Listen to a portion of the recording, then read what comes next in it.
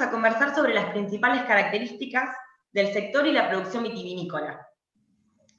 Algo de historia, un poco de legislación, finalizando con una cata de un vino patagónico, que es un poco la temática, el foco temático de hoy. Contamos en este sentido con la presencia de una experta en el tema, Anabela Alcuaz. Bienvenida, Anabela. Muchas gracias, buenas tardes a todos. Es graduada del diploma de Wine and Spirits Education Trust de Londres. Es además directora de Patagonia Vinos SRL, una distribuidora que trabaja con prestigiosas bodegas de todo el país, con base en Patagonia. Es coordinadora y educadora de CAVE, el Centro Argentino de Vinos y Espirituosas, responsable de catas privadas varias en hoteles y restaurantes, donde nos conocimos allá por principios de este año, con una comitiva de National Geographic. Es asesora de cartas y vinos de diferentes lodges en Patagonia, y también parte del jurado pleno de la competición internacional de vinos y espirituosas de Inglaterra. Anabela, bienvenida nuevamente, y bueno, somos todo oídos. Bueno, muchísimas gracias a todos por brindarme el espacio, a Redape, bueno, a Cata, quien me convocó, y a todos los que me van a brindar este ratito para compartir en clave de vino. Tengo una presentación para compartir, así que si te parece, Cata, arrancamos, y al final podrían ir, si alguno tiene alguna pregunta o algún comentario, al final de la presentación podemos compartirlo, ¿verdad? Sí, así es. Cualquier duda, si quieren se pueden ir inscribiendo en el chat, ya sea para anotarse para hacer una pregunta o bien preguntar algo directamente y yo la puedo transmitir. Bien. Perfecto.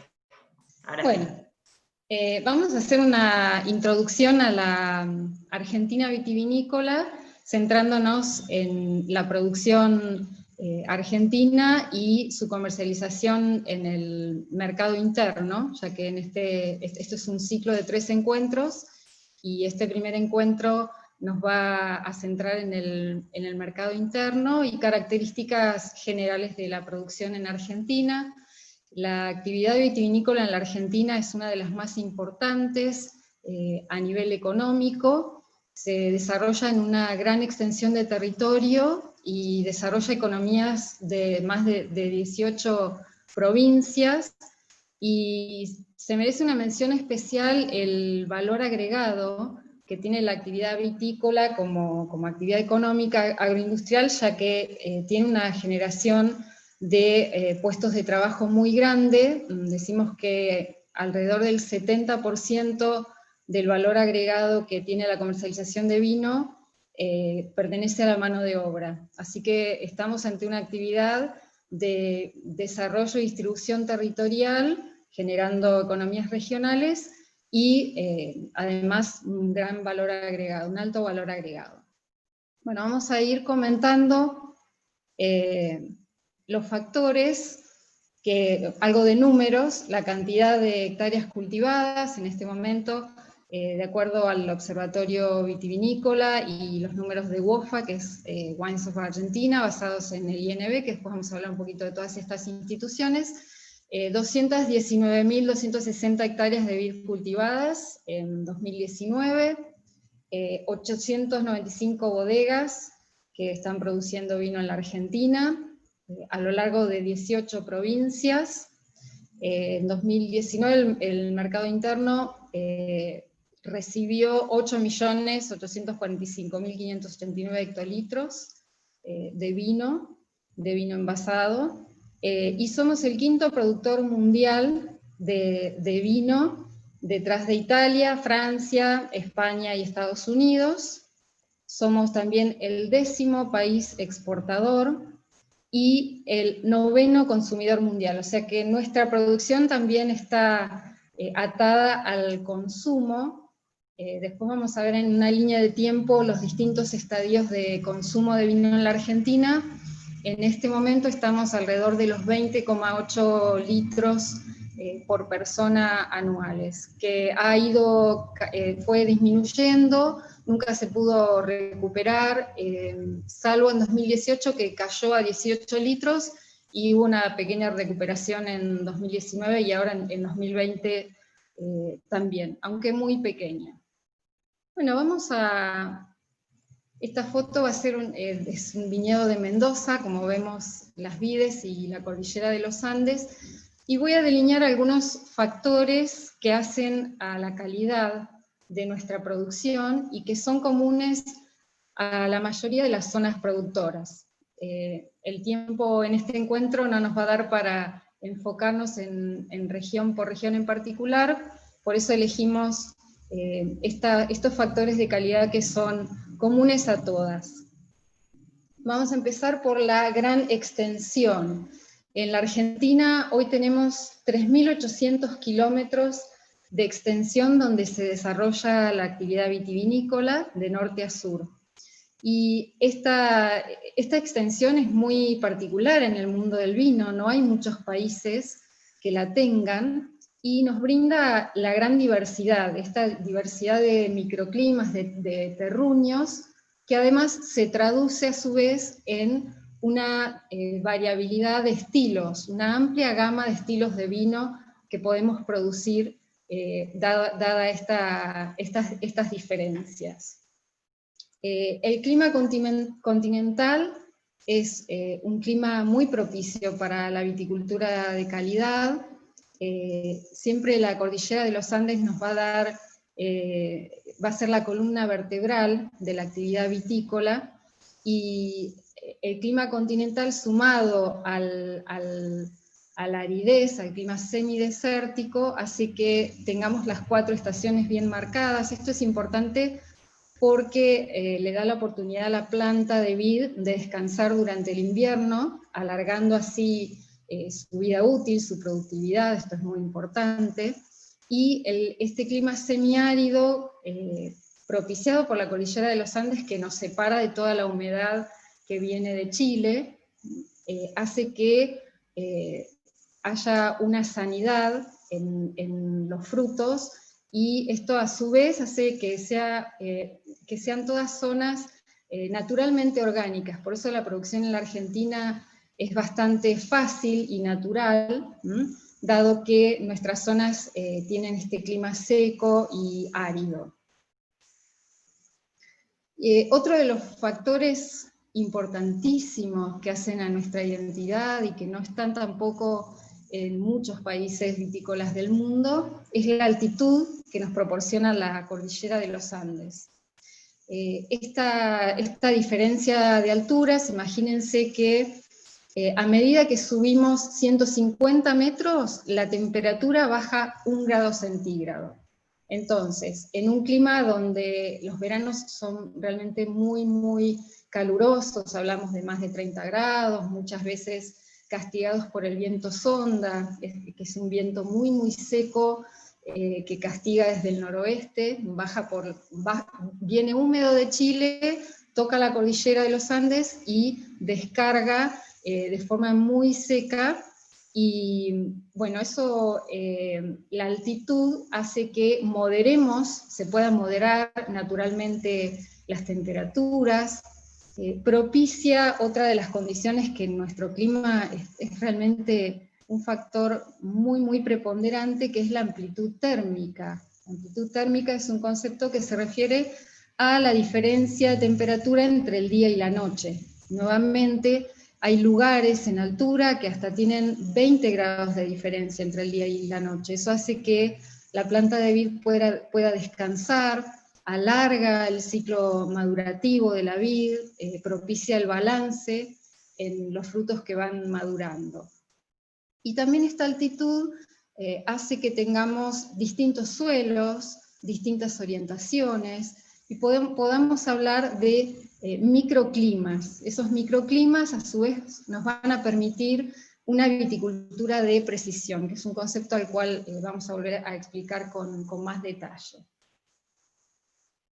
Bueno, la diversidad de suelos, de microclimas, de orientaciones y, por ende, de vinos, ¿no? Podemos producir vinos desde bases para espumantes, de vinos blancos, vinos rosados de calidad, vinos tintos ligeros, frescos, frutados, vinos tintos con mucha concentración. Y es fantástico eso para un país productor. Bueno, la pureza del agua y del aire, que no es poca cosa hoy en día, y aquí un punto de reflexión. Hoy en día la viticultura argentina, la principal limitante es el recurso hídrico, así que se está trabajando mucho en poder maximizar este recurso. Viene de las precipitaciones nivias de la cordillera, que con el cambio climático están siendo más escasas. Hay eventos climáticos, riesgos como las heladas tempranas, heladas tardías, el granizo. Hay que hacer mucha inversión también en malla antigranizo y en maximizar el sistema de riego. El mejor sistema de riego no es el tradicional que teníamos, que era ese riego por manto o por acequias, donde se inundaba el viñedo, que todavía muchos viñedos tradicionales de las zonas tradicionales de Argentina los siguen teniendo, y los nuevos viñedos ya instalando el riego por goteo, que permite una dosificación y un timing y eficientar el recurso hídrico, que por hoy es, como les decía, uno de los más preocupantes para seguir desarrollando en otras zonas la viticultura. Y bueno, y por último el recurso humano, que es tan importante, la dimensión humana, esta tradición que tenemos, esta cultura del vino, que a su vez está acompañada de actores como enólogos, agrónomos, productores, muy inquietos, que viajan, que se asesoran, que hacen intercambios, y que también le han dado un empuje muy importante a la actividad.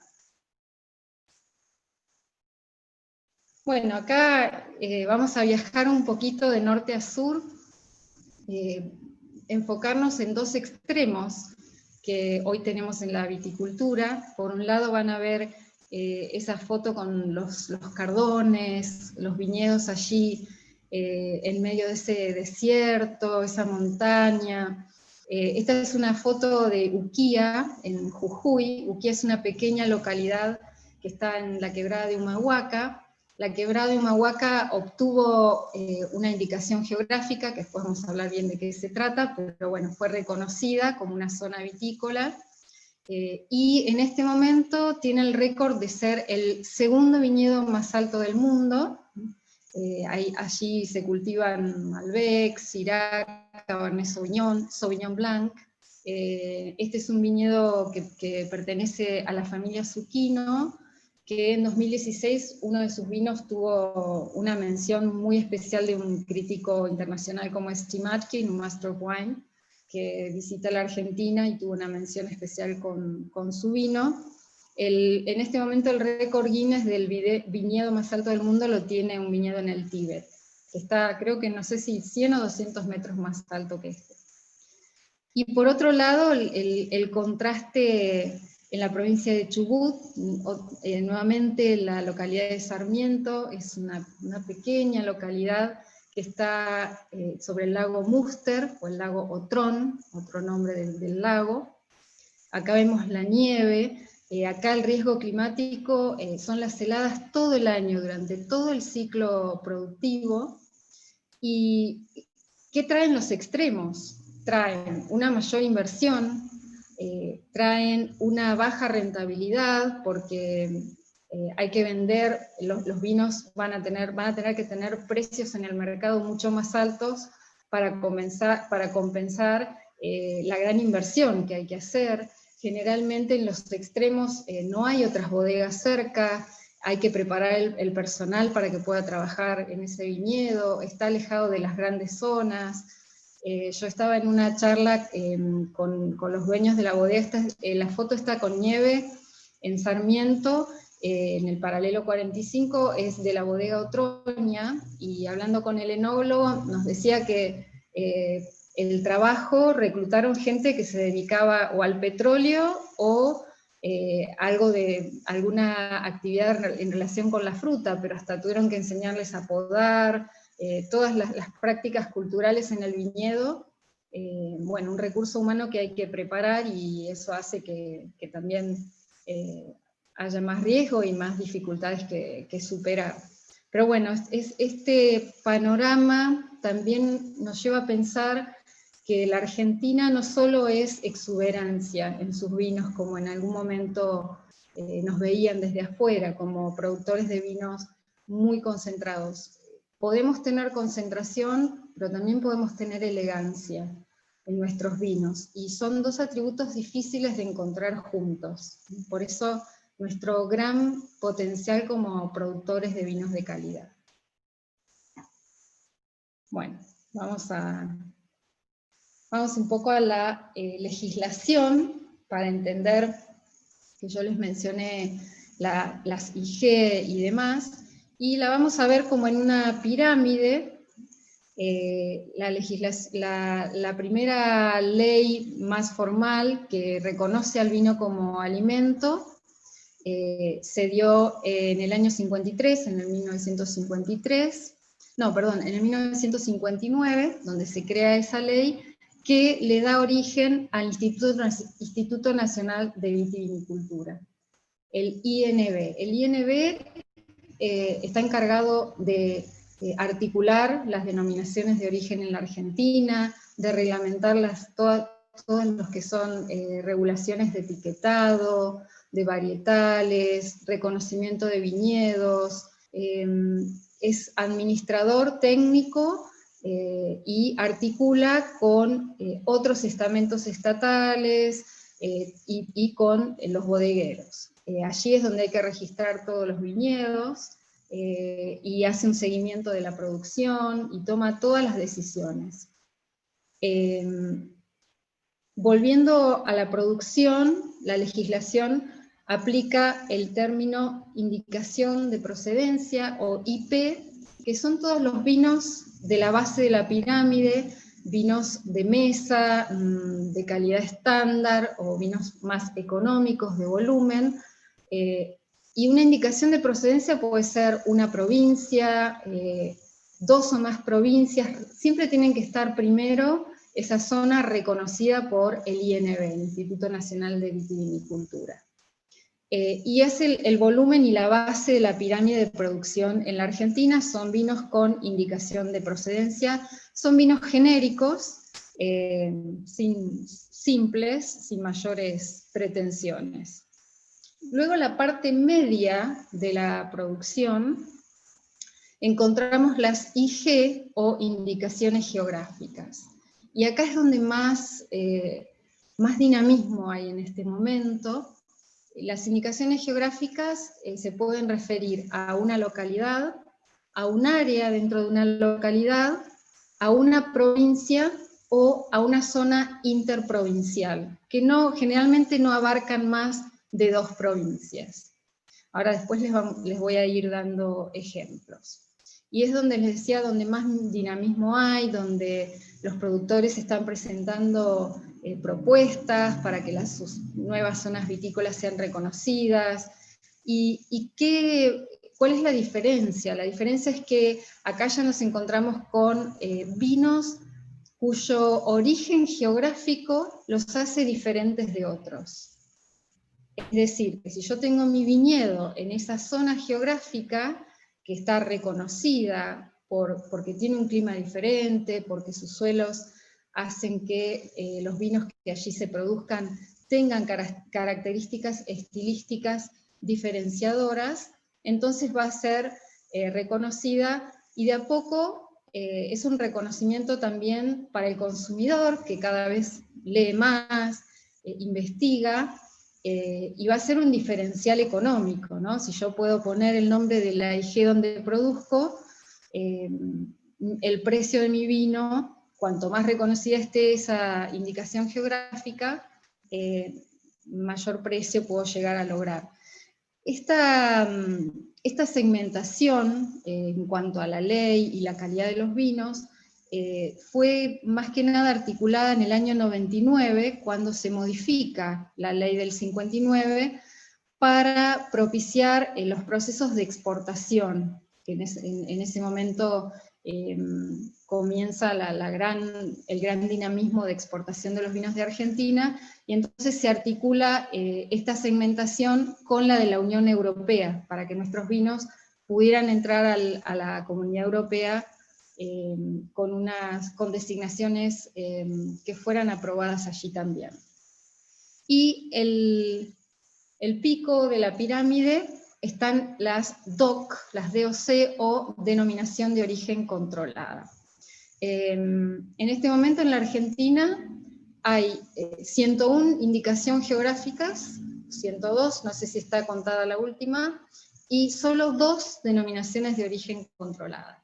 La diferencia, como ven, hay solamente 2, y en este caso no solamente la zona geográfica de producción está reconocida por el Instituto Nacional de Vitivinicultura, sino que además opera aquí un consejo regulador interprofesional que regula el estilismo de los vinos. Es como un reaseguro, una garantía para que el consumidor, cuando compra una botella que tiene el sello en el pico de la botella o en la etiqueta, tiene el sello del Consejo Regulador que dice DOC, por ejemplo, Luján de Cuyo.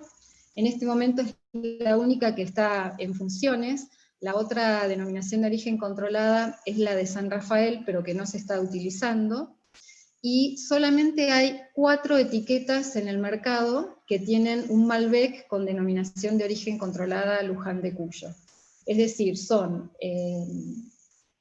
bodegas que tienen su viñedo dentro de esa zona geográfica delimitada y que elaboran su vino siguiendo la reglamentación del Consejo Regulador, que regula todo, regula desde cuándo se pueden hacer los riegos, todas las prácticas culturales en el viñedo, cómo tienen que estar, cuál es el rendimiento, cuál es el tipo de poda, cuántas veces se puede regar, partiendo de la producción primaria en el viñedo hasta dentro de la bodega, toda la parte enológica, si se pueden hacer agregados, cuántos agregados, qué manipulación se le puede dar al vino, y finalmente una cata del vino que tiene que ser aprobada para que mi vino pueda decir en la etiqueta denominación de origen controlado. Este es un concepto muy, muy utilizado en Europa. Y bueno, en la Argentina todavía no hay, tengo entendido, un par de denominaciones de origen que han sido presentadas, pero todavía no han sido aprobadas por el INB. Y por último, también en este pico de la pirámide, pero fuera de la legislación, encontramos el concepto de single vineyard, o vinos de parcela, o vinos con designación de viñedo, que no están dentro de la ley, pero fue un concepto una marca, es una marca registrada que acuñó en el año 2000, creo que fue 2013, no recuerdo bien exactamente, pero lo acuñó una bodega, la bodega Altavista, y luego lo negoció en el sentido de que el INB lo pudiera implementar y lo pudieran usar todas las bodegas productoras de Argentina. Entonces, si yo tengo un viñedo que está registrado en el INB con un nombre en particular y produzco mi vino en ese viñedo, puedo ponerle, por ejemplo, no sé, Rebón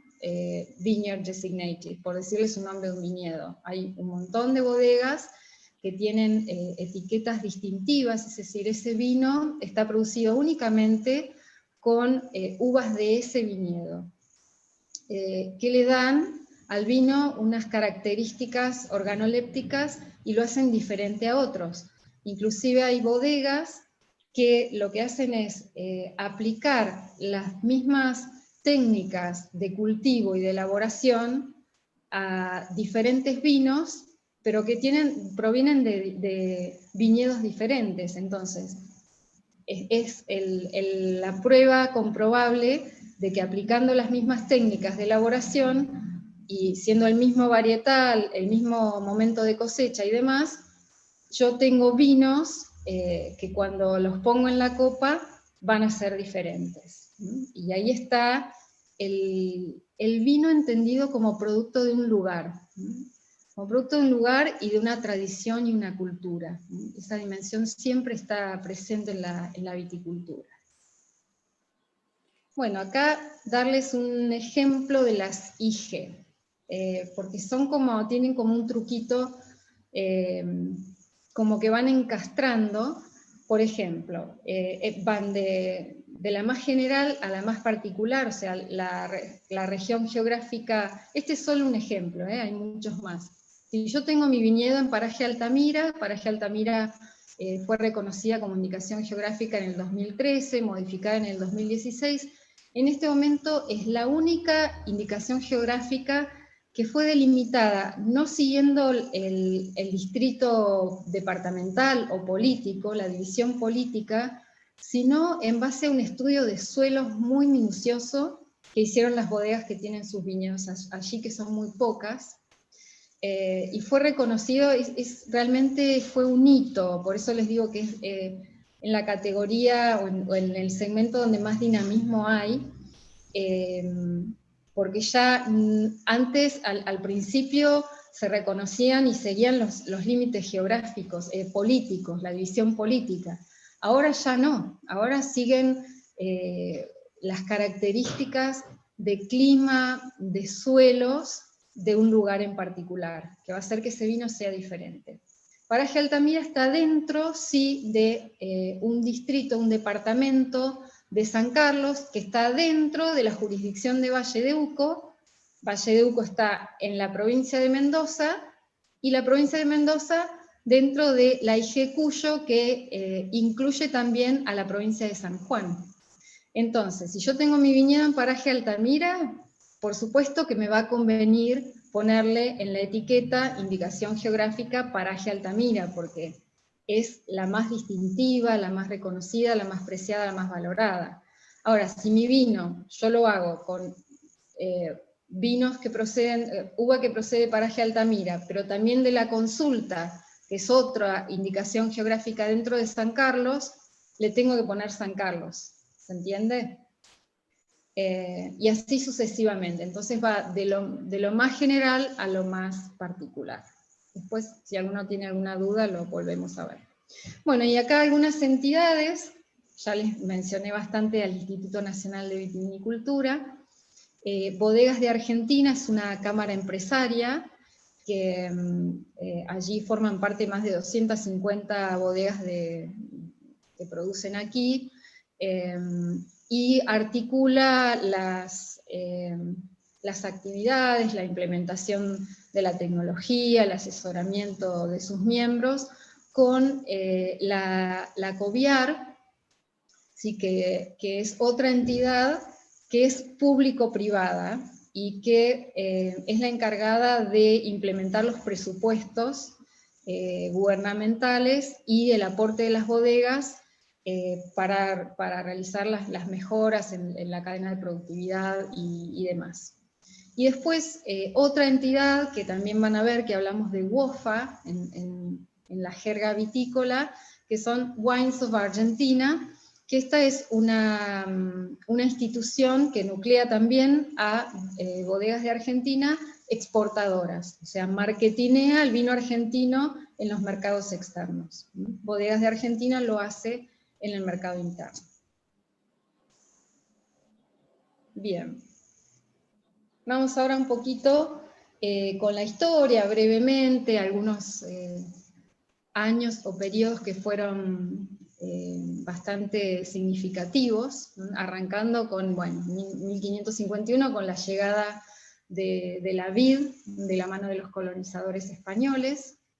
El periodo importante luego del 53, 1853 a 1880, muy importante el 17 de abril de 1853, y lo quise poner porque hoy lo van a ver y tiene vigencia. El 17 de abril es el día del Día Internacional, el Día Mundial de la variedad Malbec.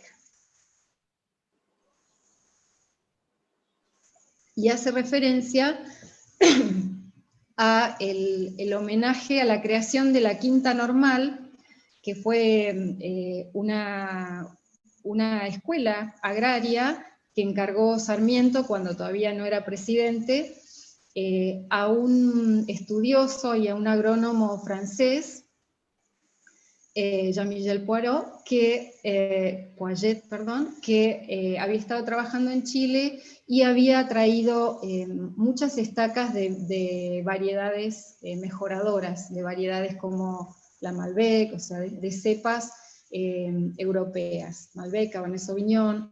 Bueno, y él fue quien estuvo a cargo de la Quinta Normal, y gracias a la creación de esta escuela es que se festeja hoy en día el Día Mundial de la Malbec, y se hacen eventos tanto en la Argentina como en todo el mundo, promocionando nuestra cepa insignia, la cepa tinta insignia de la Argentina. Y bueno, a partir del 1880 se desarrolla muchísimo la viticultura con la creación del ferrocarril, la línea de ferrocarril que ya permitía enviar todo el producido de la región de Cuyo a la zona más poblada, que era Buenos Aires, y eso hizo que la viticultura creciera muchísimo. Y todo esto fue posible también con la inmigración, inmigrantes italianos y españoles que fueron llegando a nuestro país y traían consigo todo este conocimiento, toda esta cultura, estacas, para producir su vino para consumo, y siempre el vino visto como alimento, como parte de la mesa diaria. Pues los años 70, lo marcamos acá, fueron bastante icónicos en el sentido de que hubo un boom de producción.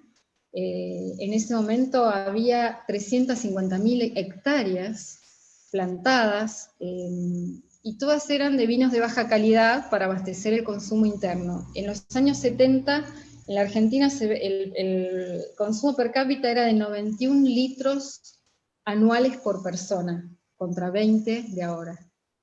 Pero eran vinos de baja calidad, y bueno, enfocados todos al mercado interno. Con las sucesivas crisis y cambios de gobierno y demás, llegamos a los años 80 con una sobreproducción de vino barato, de vino de baja calidad, cae el consumo per cápita, y bueno, había sobrestocks. Se hace esta ley de reconversión del año 1982 que trata de convencer a los productores de erradicar las vides que producían baja calidad en ese momento, que eran las criollas, la cereza, la criolla chica, la criolla grande. Después vamos a hablar un poquito de estas cepas, y tratar de convertir los viñedos, replantar, o bien erradicar o replantar Malbec y las cepas ACE, que le llama el Instituto de Viticultura, que son de alta calidad enológica. Hablamos de Cabernet Sauvignon, de Malbec, de Syrah, Chardonnay, cepas internacionales clásicas, que la mayoría provenían de Europa. Y bueno, los 90 estuvieron marcados por un cambio de mirada, un cambio de paradigma en la producción, de producir vinos de baja calidad, de a poquito a empezar a producir de más calidad, tratando de que sean distintivos, y ya mirando a los mercados internacionales. Hay una apertura, se puede tecnificar, se puede comprar maquinaria nueva, llegan inversores de otros países a mirar descubren de alguna manera el potencial enológico y de calidad que tenemos.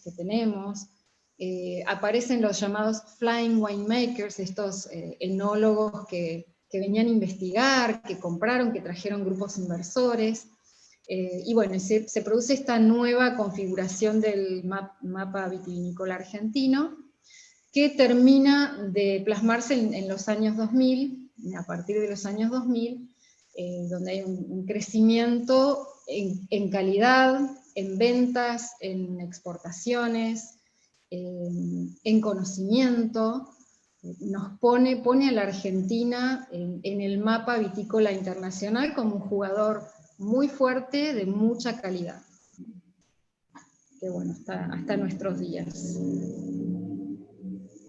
Bueno, un poco de tendencia, actualidad, y ya vamos, falta ya menos temas.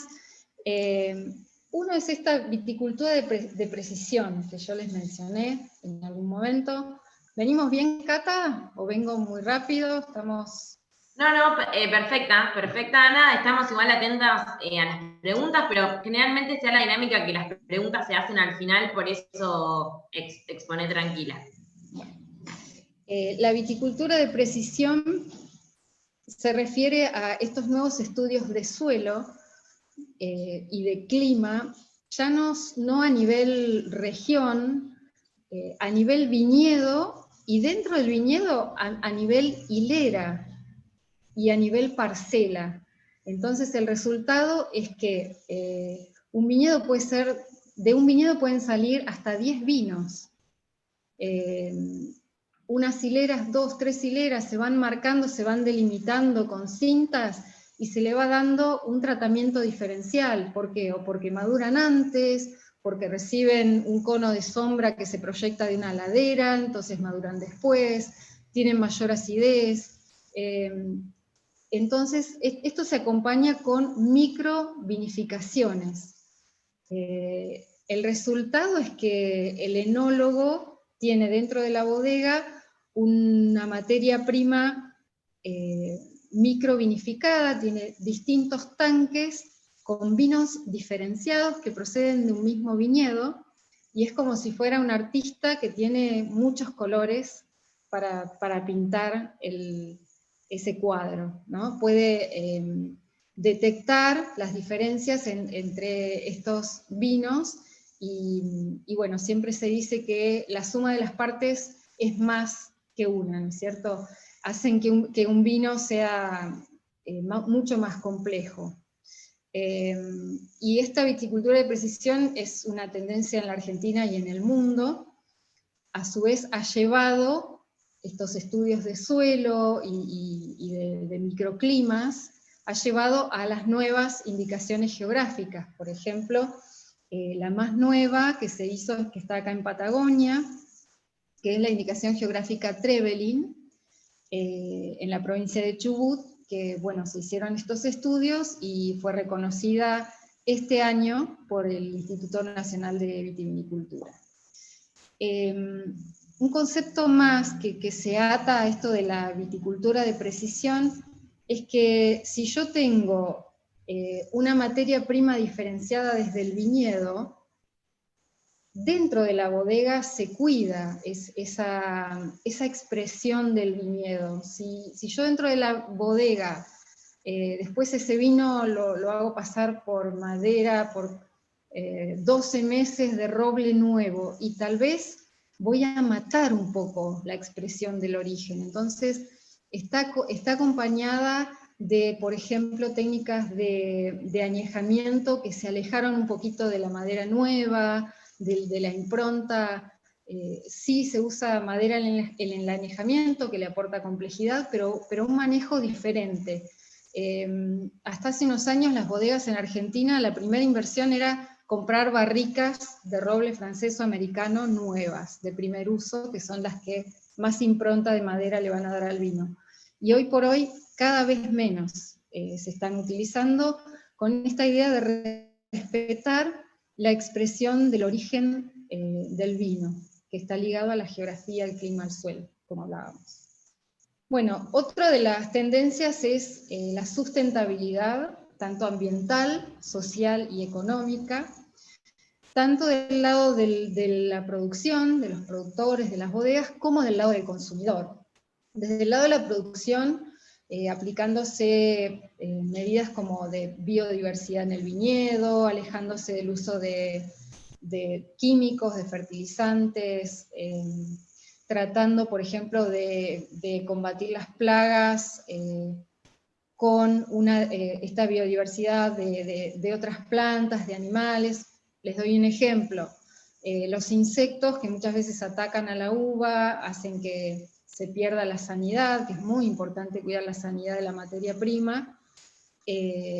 Por ejemplo, se ponen cajas de murciélagos, porque los murciélagos a la noche van a ir a comer los insectos que atacan a la vid, para darles un ejemplo. Otro ejemplo a nivel cultivo, bueno, se suelen cultivar entre las hileras leguminosas que hacen un aporte de nitrógeno al suelo, le dan mayor aireación, y hacen que haya una competencia entre las leguminosas, que van a hacer un aporte inclusive de abono y de aireación, con las plagas, con los yuyos. Entonces, esa competencia virtuosa es una forma de implementar la sustentabilidad ambiental, para darles algunos ejemplos. Y también hablamos de social y económica porque una producción sustentable tiene que ser económicamente viable y sostenible en el tiempo, y socialmente aceptada. Esos son los tres conceptos de sustentabilidad que hoy por hoy el Instituto Nacional de Vitivinicultura profesa, bueno, junto con facultades de ciencias agrarias y con el gobierno nacional. Desde el punto de vista del consumidor, está comprobado que cada vez hay más sensibilidad con esto de los vinos orgánicos, naturales, biodinámicos. La ley argentina no tiene una definición de cuáles son los requisitos para producirlos, pero sí hay organizaciones e instituciones privadas que dan certificaciones. Entonces, para que yo pueda tener un vino que diga orgánico, tiene que estar certificada por estas entidades privadas. Por ejemplo, una se llama Argencert, para darles un ejemplo. Otra entidad para vinos biodinámicos es Demeter. Hay también certificaciones para vinos veganos. Y dirán ustedes qué tiene que ver lo animal con un vino. Se utilizan en la producción de vino algunos materiales que proceden de origen, que son de origen animal. Por ejemplo, la clarificación con albúmina de huevo, con gelatina, que es de cartílago de pescado. Bueno, entonces la certificación vegana, que es la LIAF, por ejemplo, es muy, muy reciente. Esto, creo que hay solamente una bodega que la tiene, y hay un par más en proceso de certificar veganos. Por supuesto, dejan de utilizar este tipo de materiales.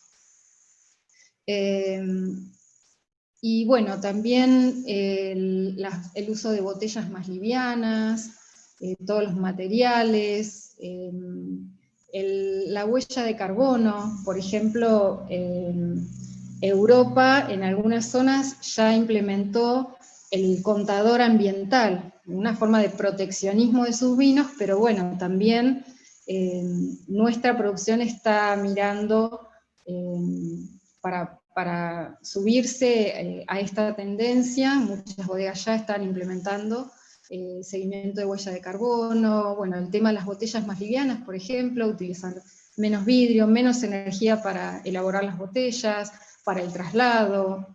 Bueno, una serie es muy interesante lo que está pasando, y el consumidor cada vez más está dispuesto a pagar un diferencial por un producto con trazabilidad, por un producto orgánico.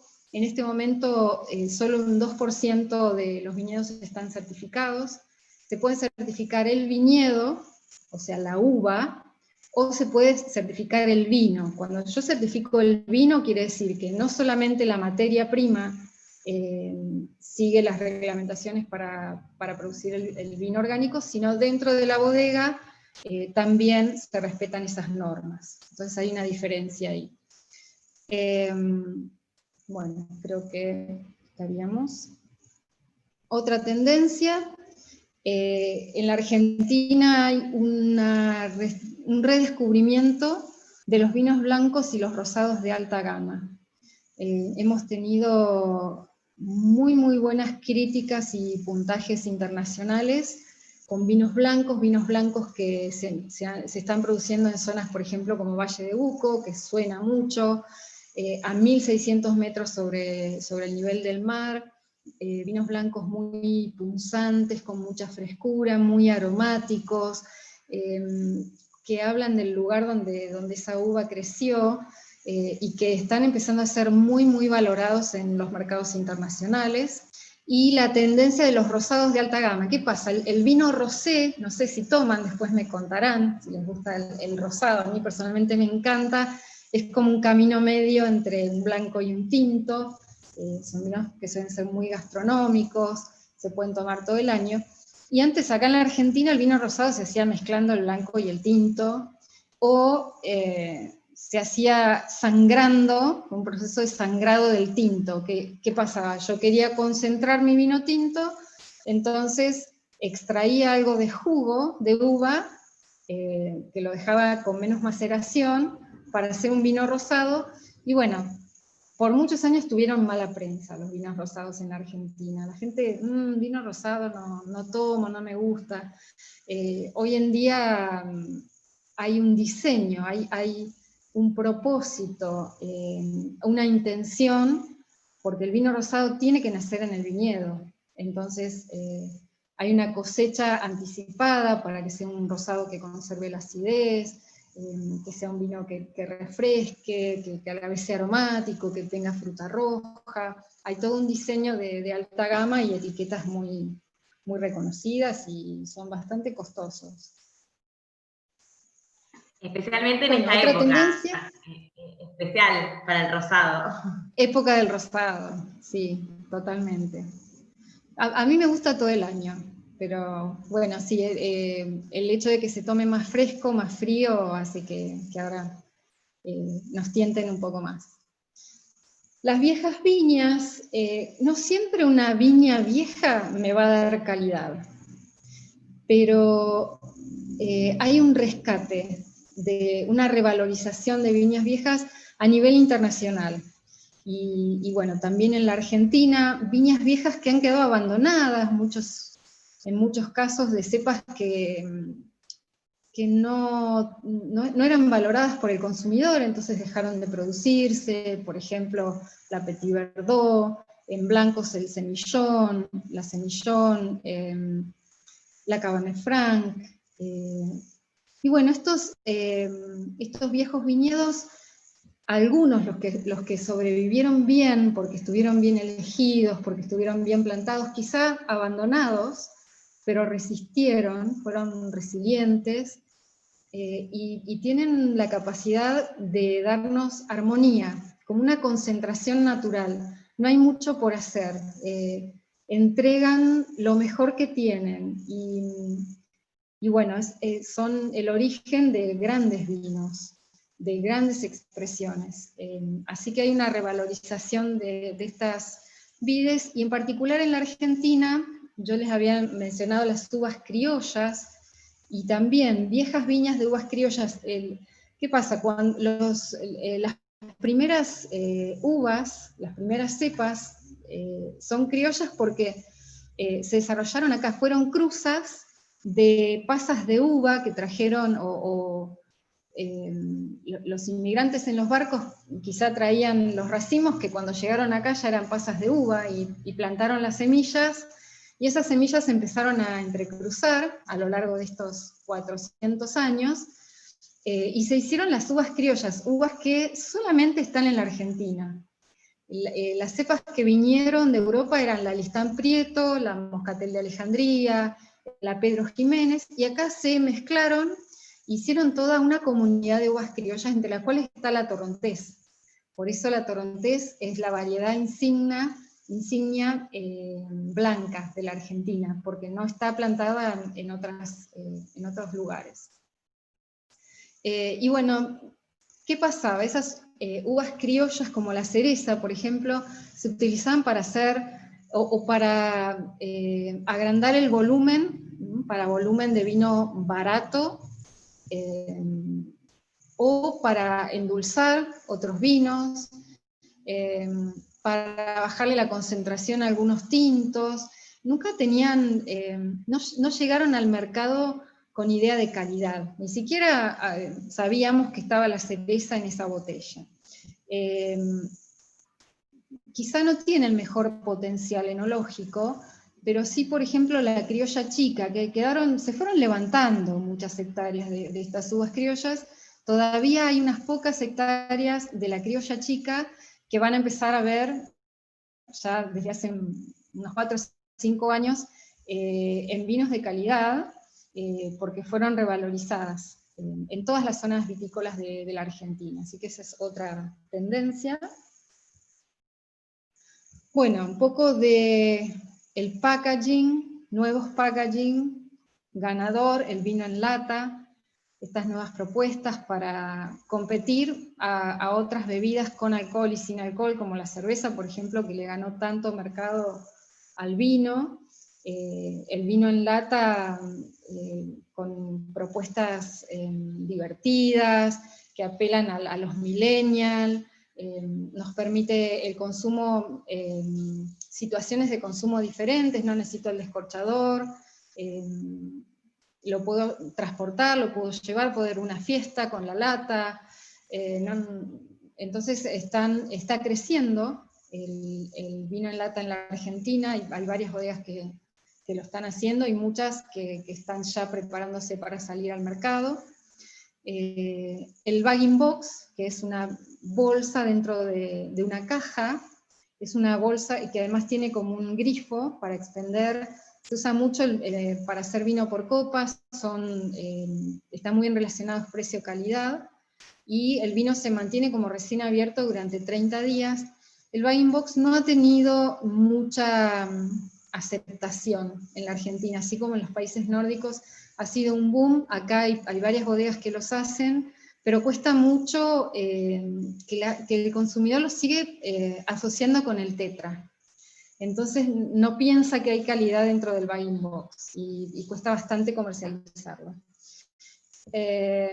Y bueno, por otro lado, el marketing emocional, un poco hablamos de esto, el vino como producto de una zona geográfica en particular, un vino con origen y un vino con una historia para contar.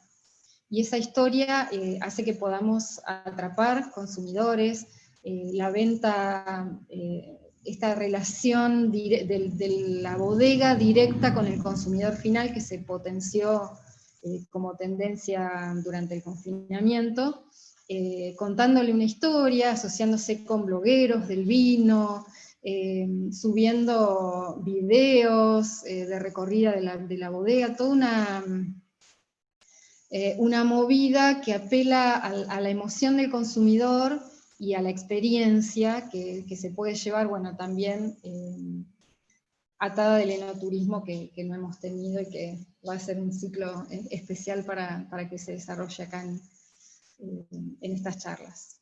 Y bueno, por último, la inolvidable cosecha 2020, inolvidable por muchas razones que ya obviamente las saben. Fue muy buena cosecha, una cosecha temprana, increíble la naturaleza, se cosechó en muchos lugares hasta 30 días antes, lo que permitió ingresar la uva a bodega antes del confinamiento tan estricto, en muchos casos. Fue en la mayoría una temporada seca, mucha sanidad, pero también mucho calor. La uva, hubo una merma, un 20% menos de cosecha que el año anterior, pero muchísima calidad, vinos muy elegantes, se conservó bastante la acidez al hacer cosechas más tempranas, mucha fruta, mucho aroma, muy buena acidez, van a ser muy muy buenos vinos. Y bueno, una particularidad de las zonas productoras del hemisferio sur, porque tuvieron una experiencia para compartir con el hemisferio norte. Acuérdense que nosotros cosechamos unos meses antes que el hemisferio norte, entonces hubo toda una movida de compartir con los países productores europeos todos los protocolos, la mayor dificultad, bueno, yo les decía que la mano de obra es muy alta. Nosotros, entre más de un 60% de la cosecha argentina es manual. En los países donde la cosecha mecánica es más habitual o más abarcativa, fue más fácil, porque acá el recurso humano era escaso, había que trasladar a la gente, la logística, menos recurso humano dentro de la bodega porque había que tener más distanciamiento una vez que la uva ingresaba para hacer el vino. Así que, bueno, somos especialistas en crisis y hubo mucho para compartir con los países del norte, y habla de una viticultura en la Argentina y también junto con Chile, con Uruguay, con Sudáfrica, Australia, Nueva Zelanda, esto de transmitir soluciones y experiencias positivas. Y eso, bueno, yo lo rescato, me encantó escucharlo y verlo, por eso se los comparto. Y bueno, por último es el vino. Ya presena, no sé, si alguno tiene algún vinito, yo les cuento que estoy tomando. Estoy tomando un Pinot Noir, por eso aparece acá la foto del racimo del Pinot Noir, junto con la de Cabernet Franc. Bueno, como Cata les dijo, cuando hablamos dijimos, bueno, vamos a catar un vino de Patagonia. Yo estoy catando un Pinot Noir, el Humberto Canale 2016, Old Vineyard, de un viejo viñedo, un viñedo del año 69, y en particular a mí me encanta. La Pinot Noir me parece una cepa muy gastronómica, que combina hasta con pescados, con mariscos, es la cepa de la Borgoña, que da vinos muy finos, con guarda muy prolongada, vinos que rara vez los van a ver mezclados. Generalmente la Pinot Noir es 100% Pinot Noir, 100% varietal. ¿Por qué? Porque es una variedad muy difícil de elaborar. Tiene racimo, ahí lo van a ver, es un racimo muy apiñado, tiene como poco aireado, entonces tiene la piel muy fina, lo hace propenso a las enfermedades fúngicas, a ser atacado, entonces hay que cuidarlo mucho en el viñedo y bueno, se oxida fácilmente durante la elaboración en bodega, entonces es un dolor de cabeza el Pinot Noir cuando uno habla con los enólogos. Pero bueno, también lo comparan con una bailarina, con su aparente, si bien el color parece como menos concentrado que otras cepas, parece frágil, pero tiene una fuerza y una llegada que son maravillosas. Y me acuerdo una vez hablando con Piero Inchisa de la Roqueta, un productor de acá de Patagonia, bueno, es un productor que viene de una familia vitivinícola muy encumbrada de Europa, de Italia, y él me decía que cuando una persona consume Pinot Noir es como un viaje de ida, es como que llegar a entender el Pinot Noir y uno tiene una evolución en el paladar que después es difícil no seguir tomando Pinot Noir. Pero bueno, los invito a que prueben, si alguno no lo ha experimentado.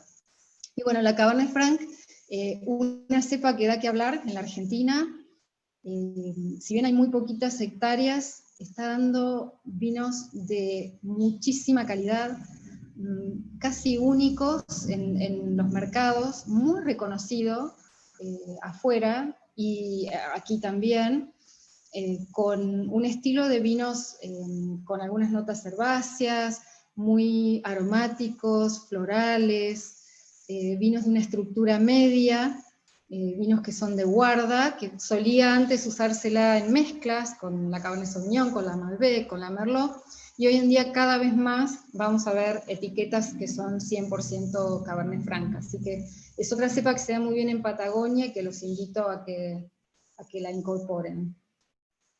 Bueno, y ahora sí, terminar con un homenaje al querido Quino, este caricaturista argentino, Y con esta caricatura, que bueno, puede tener muchísimas interpretaciones, Quino toma toda la época de la caricatura de post-revolución francesa, y es una ironía, es un reírse de la autoridad, parece una situación solemne, pero no tiene nada de solemne. Fíjense, y a la vez una escena muy argentina. Las autoridades, fíjense, acercándose a ponerle la corona al descorchador, que están borrachos. Después, bueno, está la escuela, los bomberos, el fraile, las autoridades, rindiendo un homenaje al descorchador como si fuera un prócer nacional. Y a mí se me ocurrió una reflexión, que no puso una botella de vino, puso el descorchador, y para mí lo que nos quería decir es que el homenaje es al acto de compartir la botella de vino, que es transversal a todas las generaciones, porque ahí vemos desde los chicos de la escuela hasta gente mayor, que es cotidiana, porque está en medio de una escena cotidiana, y hasta por allá atrás hay una palmera que hasta, no sé, me hizo pensar en una ironía. Si por un lado nos quiso decir que somos un país resiliente, que resisten como las palmeras los vientos, que son flexibles a las tormentas, o si quiso aludir tal vez a algún país bananero, no sabemos, porque está dentro de la ironía de Quino. Pero más que nada es una invitación, que les quiero humildemente sumarme a esta caricatura como invitación a compartir el vino. Para mí el vino sabe mejor si es compartido, si es con moderación, y bueno, agradecerles este lindo momento en clave de vino que pasamos aquí. Así que muchas gracias.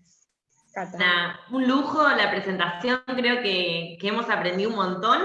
Y bueno, hay un montón de preguntas, así que voy a empezar. O sea, primero tenía un montón, pero voy a seguir la línea de prioridad a medida que fueron preguntando. Una de las primeras que consultaban era un poco el rol que juegan los suelos en la dinámica de las indicaciones geográficas. En esa filmina que presentabas, Cuyo, bueno, Mendoza, Altamira. Bien. Los suelos, a nivel internacional, hay cada vez más estudios de suelo, no es solamente algo que está pasando en la Argentina. Si bien no está comprobado científicamente que la estructura química del suelo se pueda transmitir, se habla mucho de la mineralidad, pero bueno, es un atributo bastante controvertido. Hay quienes dicen que sí, que uno puede percibir la mineralidad. ¿Cómo se describe? ¿Qué es mineral? Mineral es textura, dicen muchos, es una textura en boca. Por ejemplo, en Alemania hay suelos de piedra pizarra de Eslavonia, una piedra pizarra gris, una piedra pizarra roja. Los productores hacen sus vinos de Riesling, la misma variedad, distinto suelo, distinto vino.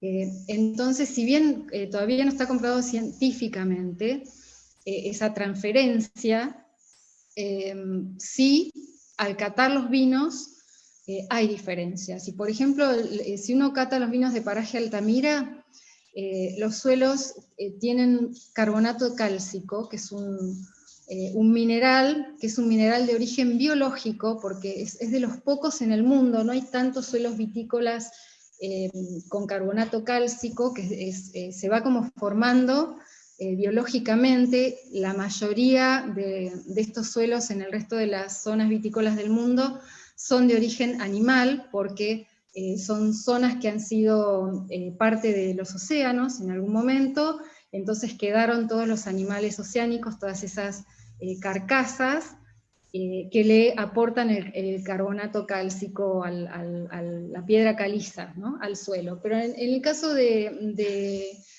Paraje Altamira es un suelo muy, muy particular, y cuando uno toma ese vino aparece una textura como de tiza, los vinos tintos, que le da otra dimensión al vino. Son vinos diferentes, y los catás un Malbec de Altamira con un Malbec de Luján de Cuyo, y está la diferencia. Lo que sí está comprobado con respecto a los suelos es que los atributos físicos aportan una diferencia, es decir, de acuerdo al drenaje de los suelos más pedregosos, con más grava, van a drenar más, tienen la capacidad de ser más explorados por las raíces de las vides, y cuanto más profundo van esas raíces en busca de agua y nutrientes, es como algunos enólogos o estudiosos lo comparan como las estrellas Michelin en la gastronomía. Bueno, las raíces cuanto más profundos, más exploran el suelo, más posibilidad de expresión aparece en esos vinos. Entonces, bueno, la capacidad de drenaje del suelo, que está atada a lo que se llama granulometría, es decir, a los milímetros de los materiales que componen ese suelo, y el aire y el agua que puede haber entre los materiales. Bueno, no sé si contesté la pregunta. Excelente, sí, me parece que sí. Bueno, es un gran mundo, ¿no? Y cuán técnico todo, cuando más te adentras, más dudas te generan. Bueno, de hecho, un poco tu respuesta me parece que nos abre, nos abre el panorama para la segunda pregunta, en la slide que le seguía, cuando hablaste de la diversidad como una de las fortalezas.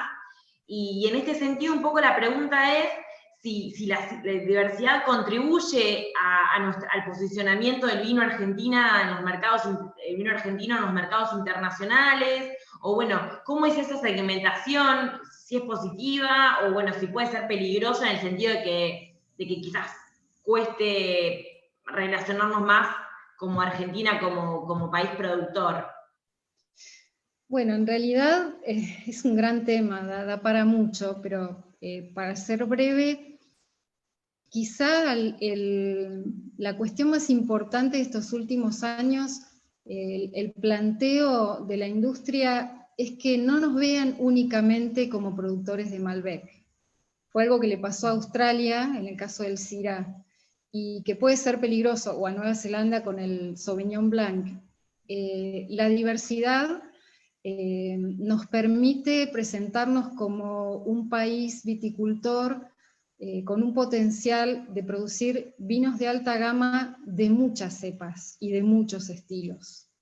Y de alguna manera nos saca de la trampa de presentarnos únicamente como productores de Malbec. Hoy hay muchos países que están produciendo Malbec, como es el caso de Estados Unidos en California, Australia, Chile, algunos países europeos, y entonces, si bien nos posicionó y nos sigue posicionando, hace poco escuchaba una declaración de un gran enólogo, de Paul Hobbs, que es un consultor, un enólogo americano que ha trabajado mucho desde hace muchos años, tiene bodega acá en la Argentina, y él decía, bueno, que nos vean menos como productores de Malbec y más como expresión de terruño. Entonces, esta diversidad yo creo que se está comenzando a explorar y a explotar, y que es muy positiva. Ganar como esa transversalidad por el terruño y no especialmente, digamos, por la cepa, es como que te hace un poco más, te da más amplitud como de negociación a la hora de posicionar el producto. Sí, y que también puede ser el terroir aplicado al Malbec, no solo Malbec general, sino ese estudio de diversidad hace que el Malbec de una denominación de origen sea diferente a otro. Entonces siempre hay mucha más riqueza en la diversidad que en la unicidad. Perfecto, sí, súper claro. Otra de las preguntas que surgen es tu opinión respecto al vino en lata. ¿En qué grado o en qué nivel acompaña, modifica, puede llegar a afectar el producto? Y bueno, y hace una mención a la exquisitez del Pinot que estás tomando. O sea que ya tenemos una compañera que lo conoce. Buenísimo. Salud, entonces. El vino en lata es para consumo rápido. Definitivamente va a ser un vino, si lo tuviéramos que describir, un vino ligero, simple, frutado, puede ser un espumante, un tinto, un blanco, un rosado, todas las categorías. Y sale para pelearle básicamente a la cerveza y a las gaseosas. Sale para captar al público joven, que hoy por hoy el vino se ha puesto con tanta solemnidad que, bueno, la industria está empezando a plantearse cómo salir de esa solemnidad, de que solo se puede disfrutar si se sabe, de que solo, uy no, mejor me callo y no digo lo que pienso de este vino porque no sé nada. Entonces, desmitificarlo y alcanzar a otras categorías etarias también, ¿no? Totalmente. Así De alguna que manera le permite es de consumar en consumo otras ligas. rápido porque la lata no es el mejor amigo para que el vino se conserve.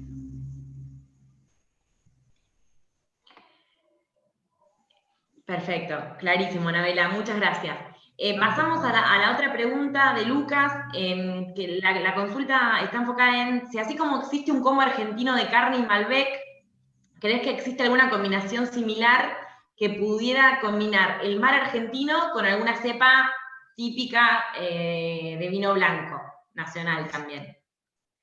Bueno, de hecho tenemos producción muy cerquita del océano. El grupo Peñaflor tiene allí plantado Gewürztraminer, tiene Sauvignon Blanc, que se dan muy bien. Es bastante reciente el proyecto, ya está en el mercado, se está comercializando y con vinos de mucha calidad y que por supuesto tienen la impronta del océano. Esas brisas marinas, esa bruma hace que los vinos, la uva quizá no me dé tanta fruta, son vinos que no van a tener tanto medio de boca, vinos más lineales, con una acidez más marcada, que apuntan a la frescura, a la elegancia. Y habría que pensar qué producto nacional oceánico, que puede ser un marisco, un pescado, puede asociarse con el vino del océano Atlántico. Hoy Claro. por hoy Ahí no surge un está poco esa también cultura instalada. la importancia como de la identidad, ¿no? Corregime, yo no soy tan especialista en esto, pero siempre a la hora de recomendar un maridaje, es como un plus si el vino está producido en una región cercana a la de, por ejemplo, en este caso sería algún tipo de pescado. Eso sería como un plus. Por supuesto, por supuesto.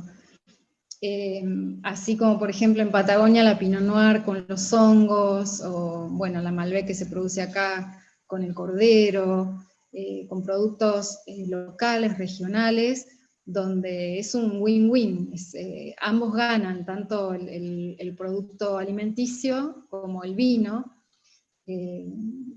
Es fantástico y es lo que, así nació el vino. El vino, por ejemplo, en Italia, en grandes zonas de Italia, que si uno prueba vinos decís, uy, qué acidez que tienen, pero nació para acompañar la comida del lugar, la charcutería, las comidas, esas salsas de tomates que necesitan vinos con acidez alto para contrarrestar la acidez del tomate. Siempre es un gran beneficio y también entendiendo el vino como cultura, como alimento y como cultura gastronómica. Hermoso. Ya nos dan ganas y ya estamos entrando en calor hacia la copa y hacia la cena, cada vez más cerquita. Vamos con otra pregunta, y esta es un poco más a nivel negocio, las oportunidades, las posibilidades o un poco dificultades de tener hoy, de emprender hoy un negocio al respecto. Yo no sé si la pregunta acá está relacionada a la distribución o a la producción, pero podemos hablar en general. son diferentes, diferentes capitales, diferentes esperas, ¿no? A nivel distribución, hoy por hoy, bueno, yo lo puedo decir porque representamos bodegas que comercializamos en la Patagonia como representantes únicos, y estamos viendo una situación que en 20 años que me desempeño no la vi nunca, que es la cantidad de gente que se está iniciando en la distribución y venta de vinos. Gente que se dedicaba a otros rubros que quizás no se están moviendo por el confinamiento, o que se quedaron sin trabajo, o que tienen dinero para invertir y que se quieren dedicar a la venta de vino. Personalmente pienso que no es bueno, porque hay demasiados actores, hay una sobreoferta en este momento, y que no le va a ir bien a nadie, que bueno, lo hemos visto en otras oportunidades, si bien no tan marcado como ahora, pero que va a terminar decantando, ¿no? Va a llegar un equilibrio entre la oferta y la demanda. Y hay mucha atracción de promociones, entonces hay que comprar muy bien para poder vender con promociones y competir, porque hoy por hoy este efecto de premiumización que venía hasta ahora creciendo, la gente tomaba menos pero mejor, con el confinamiento lo que se dio es que siguió tomando más, pero bajó el precio promedio del vino que se compra. Entonces es muy poco rentable hoy por hoy la venta de vino. Y bueno, a nivel producción, hoy por hoy la producción primaria, que es el productor de uva, está bastante castigado por la inflación, se está pagando poco por el kilo de uva que uno entrega a una bodega, y si uno es un pequeño productor no tiene demasiado espalda, está bastante castigado porque no ha podido reinvertir en tecnología, tiene maquinaria vieja, no puede eficientar sus procesos de producción. La industria, si bien este último trimestre se ha levantado la venta, el mercado interno repuntaron las exportaciones, pero está golpeada la industria. Y hay que tener mucho capital, la producción, ya sea como productor de uva, como dueño de una bodega, es una inversión de capital y una inversión que hay que esperarla mucho para que empiece a dar sus frutos. Hoy por hoy, claro, sí, mucho capital inmovilizado. ¿Perdón? Como capital también inmovilizado, ¿no? Hasta sí, muchos, muchísimo. También. Sí. Bueno, otra de las preguntas es sobre el corcho y un poco la comparación con la tapa rosca. La expectativa respecto al impacto en el consumidor, bueno, esto creo que también tiene relación con la calidad del vino, ¿no? Con el target del consumidor, pero bueno, poco viene por ahí la pregunta. Más que con la calidad del vino, hoy por hoy en muchos mercados se han etiquetado vinos de altísima calidad con tapa rosca. En vinos blancos y rosados da un resultado maravilloso porque no permite el ingreso. Bueno, hay muchas tecnologías, hay algunas que tienen un pequeño ingreso, una pequeña microoxigenación, hay mucho en el mercado para elegir. Tiene más que ver con el estilo de vino, más que con la calidad. Ya te decía que hay vinos de mucha calidad que están con tapa rosca y que el consumidor de a poco los va aceptando, inclusive vinos tintos de guarda, que se están haciendo pruebas, donde el liner, o sea, lo que rodea, o sea, lo que está en contacto entre la botella, el vidrio y el tapón, tienen distintas tecnologías que permiten más o menos ingreso de oxígeno, lo que hace que también se pueda adaptar para vinos de guarda. E inclusive hay mercados en el mundo que solamente aceptan blancos o vinos jóvenes de de alta rotación con taparrosca. Claro. Sí, sí, bueno, también evidentemente es parte de una nueva tendencia, porque no sabía sí de que había vinos con calidad, pero los tenía asociados como a vinos del año, Claro. no lo tenía tan asociado ya a vinos de guarda. Así que, bueno, bienvenido, sea si es Sí, para dinamizar sí, un la poco el verdad mercado. es que es maravilloso, es una opción excelente, ¿no? Hay que verla como algo, tal vez por ahí el consumidor más tradicional le falta ese ritual de descorchar, ahí lo veo a Gabriel que dice que sí, eh, pero bueno, por ahí entre el consumidor un poco más joven tiene más aceptación. Bueno, me parece que aquí hemos llegado al final de la presentación. Si nadie más tiene alguna pregunta, más que agradecerte nuevamente. Ha sido una excelente presentación, creo que hemos aprendido mucho. Y bueno, es un mercado que también está en constante desarrollo y bueno, de innovación y muy conectado con mercados internacionales, así que me parece que va a ser una herramienta muy importante para muchas de muchos de este conversatorio.